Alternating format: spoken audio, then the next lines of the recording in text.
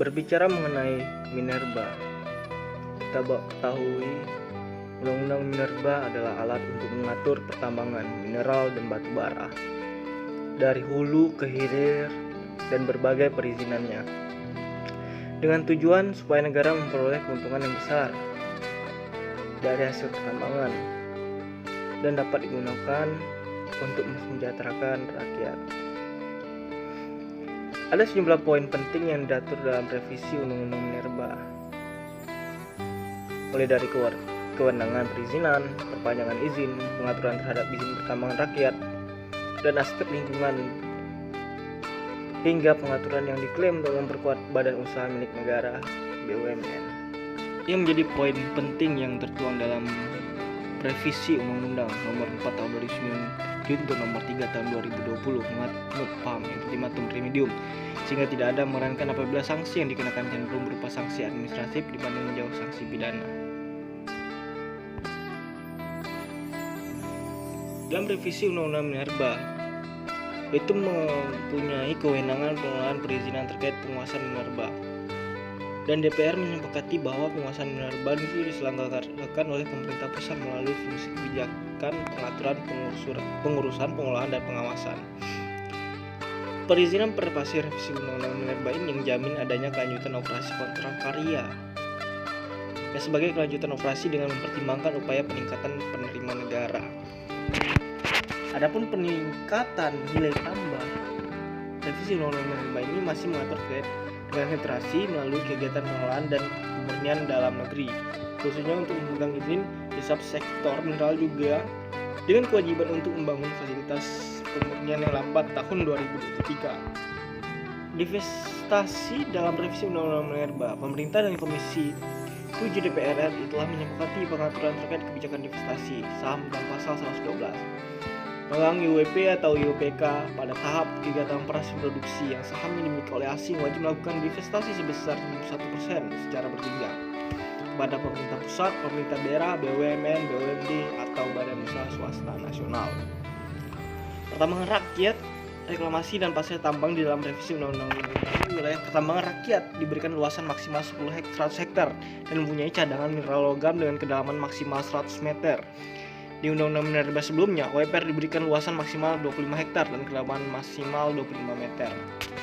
Undang-Undang Minerba ini juga diklaim memperkuat BUMN, diantaranya pengaturan bahwa ex-WIUP dan wilayah WIUPK dapat ditetapkan sebagai WIUPK yang penawarannya diprioritaskan kepada BUMN, serta BUMN terdapat hasil kegiatan pertambangan dari sebelumnya 1% untuk pemerintah provinsi menjadi 1,5%. Revisi Undang-Undang Minerba ini juga diklaim akan mendorong kegiatan eksplorasi untuk penemuan deposit minerba, yakni melalui penugasan penyelidikan dan penelitian kepada lembaga riset negara BUMN, BUMD atau badan usaha swasta, serta dengan pengenaan kewajiban penyediaan dana ketahanan cadangan kepada pelaku usaha. Dalam kebijakan kriminalitas, delik pasal 162 Undang-Undang Minerba tahun 2020, pendekatan penal dengan melibatkan sarana hukum pidana biasanya ditempuh melalui 3 tahap. Dasar dan merumuskan dasar komunitas norma pidana. Kriminalisasi atas perbuatan kita ketahui kadang ada yang dibenarkan apabila semata-mata ini perbuatan warga negara kita itu merugikan kepentingan publik dan orang lain. Nah, bentuk dari kerugian jika tidak ada, bahkan negara tidak boleh membatasi hak individual kebebasan setiap perbuatan. Negara kapan saja dapat memberantas dan merampas apa yang menjadi kerugian bagi negara mereka. Nah, negara juga dapat kapan saja bisa menggunakan kekuasaannya dalam politik legislasi. Itu juga merumuskan apa yang dimaksud dengan norma pidana agar dapat mencegah datangnya kerugian bagi orang lain. Dan juga ada beberapa faktor kerugian merupakan hal yang sangat elementer dalam merumuskan kebijakan kriminalisasi.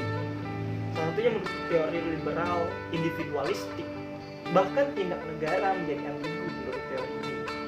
Meskipun kerugian terjadi, akan tetapi perbuatan itu merupakan perbuatan yang normal masih dalam batas kewajaran. Tidak semestinya dikriminalisasi. Tentu nilai yang diperjuangkan adalah hak kebebasan individu. Kemudian kita tahu bahwasanya muncul teori paternalisme yang merupakan reaksi dari teori liberal individualistik. Sebaiknya teori ini memberikan legitimasi pada negara untuk melakukan upaya paksa dan tanggung jawab negara terhadap urusan individu terhadap rakyat.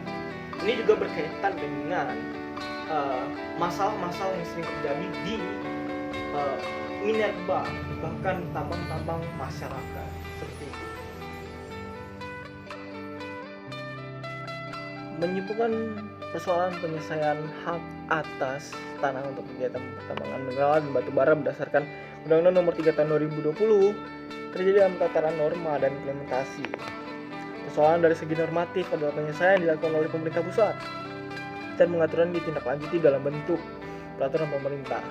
Hal tersebut sangat bisa sehingga akan mengabarkan fungsi negara sebagai pengatur dan pemberi izin serta berpotensi melahirkan politik transnasional di pemerintah pusat.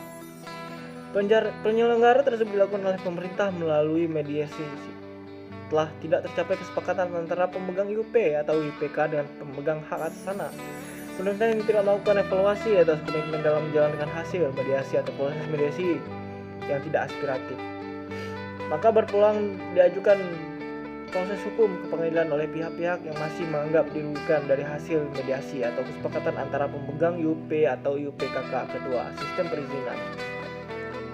Perizinan pengawasan Demokes perlindungan dan pengelolaan lingkungan hidup merupakan bagian integral, bukan parsial, sehingga sudah seharusnya diperkuat melalui peranata kelembagaan lingkungan daerah dan dipertegas menaati instrumen lingkungan hidup sebagai fungsi pengendalian.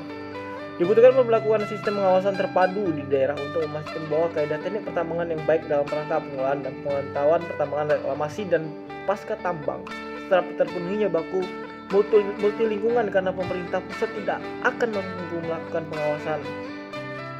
Berkaitan dengan hak masyarakat tradisional, masyarakat hukum adat sekitar usaha pertambangan dalam pengelolaan tanahnya bukan sembarang investasi dari peluasan wilayah pertambangan menjadi wilayah hukum pertambangan. Sudah menjadi kewajiban dari pemegang IUP atau IUPK untuk melakukan penyelesaian permasalahan hak atas tanah sesuai dengan penetapan wilayah pertambangan oleh pemerintah. Dan diperlukan suatu komitmen untuk pelaku usaha pertambangan mineral dan batu bara dan penyelesaian urusan hak tanah berdasarkan musyawarah mufakat.